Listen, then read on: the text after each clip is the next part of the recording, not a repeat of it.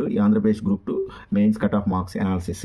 So paper 1 150 మార్కులకు, so 85 నుండి 90 మార్కులు చేసిన వాళ్ళు సేఫ్లో ఉంటారండి.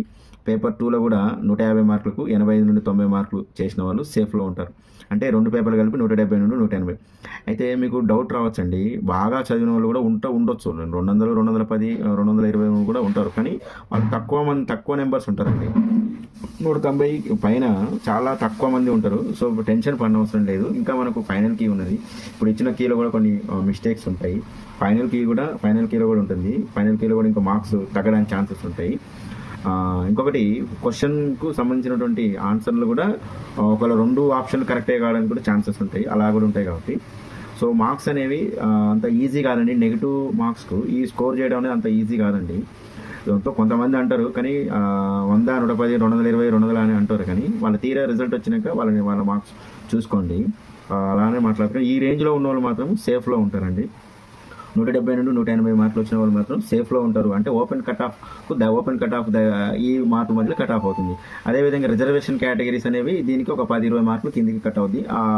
దానికి సంబంధించిన వీడియో ఇంతకుముందు వీడియోలో మీకు పెట్టానండి, అది మీరు క్లారిటీగా చూడండి. సో దానికి సంబంధించిన ఎక్స్ప్లెనేషన్.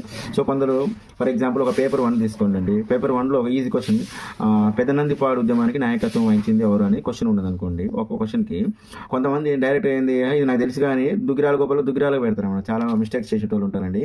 సో దానికి టిప్స్ ఎట్లా అంటే, పెద్దనందిపాడు పా అనే అక్షరం ఉంది కాబట్టి పర్వతనేని వీరయ్య చౌదరి అట్లా గుర్తు పెట్టుకుంటే ఈజీగా ఆన్సర్ పెట్టగలుగుతారండి. ఒక్కోసారి అలాంటి క్వశ్చన్ కూడా తప్పులు పెట్టేటోళ్ళు ఉంటారండి.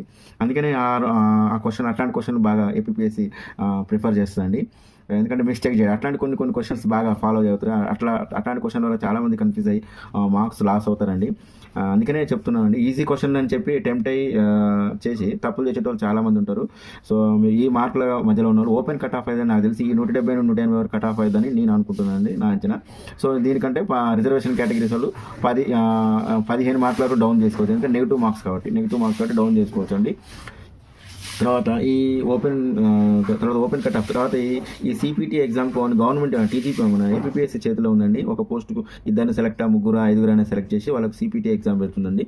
సో వచ్చిన మార్కులు, ఆ క్వాలిఫైయింగ్ మార్కులను బట్టి, మళ్ళీ దాంట్లో కూడా ఎంతమంది క్వాలిఫై అవుతారు, ఆ క్వాలిఫైయింగ్ మార్కులను బట్టి సో మీకు యాజ్ పర్ ఆర్డర్ మెరిట్ ప్రకారం జాబ్స్ వస్తాయండి. ఇది దీనికి సంబంధించినటువంటి ఎక్స్ప్లెనేషన్ అండి. 200, 210 వచ్చేటోళ్ళు ఉంటారండి, 190 వచ్చేటోళ్ళు ఉంటారు. కానీ మీకు కంగారు పడిన అవసరం లేదు. చాలా తక్కువ మంది ఉంటారండి. మీ పోస్టులు కూడా 899 అంటే 900 దగ్గరగా ఉన్నాయి కాబట్టి సో ఇది అండి నెగిటివ్ మార్క్స్ కాబట్టి. అదే నెగిటివ్ మార్క్స్ లేకుంటుంటే మీకు ప్రతి పేపర్కి ఇది నెగిటివ్ మార్క్స్ లేకుంటుంటే ఎంత చేస్తారండి, ఈ పేపర్కు 120 చేస్తారండి. 120 మార్క్స్ వరకు చేస్తారు. నెగిటివ్ మార్క్స్ ఉన్నది కాబట్టి ఆ 30 మార్క్స్ లెస్ అవుతుంది అన్నట్టు. ఇంకా తగ్గుద్దండి, ఇంకా తగ్గుతుంది. అయిపోయినా ఇది నేను 85, 90 అంటున్నా కానీ 170 అంటున్నా కానీ ఇంకా 5-7 మార్కులు తగ్గడానికి కూడా ఛాన్సెస్ ఉంటాయి. ఎందుకంటే ఫైనల్కి వచ్చేసరికి సో చాలా మార్పులు జరుగుతాయండి ఇందులో, చాలా మార్పులు జరుగుతాయి. Thank you my viewers. నా ఛానల్ సబ్స్క్రైబ్ చేసుకోండి, చాలామంది చేరేస్తారని నేను ఆశిస్తున్నాను. Okay, thank you.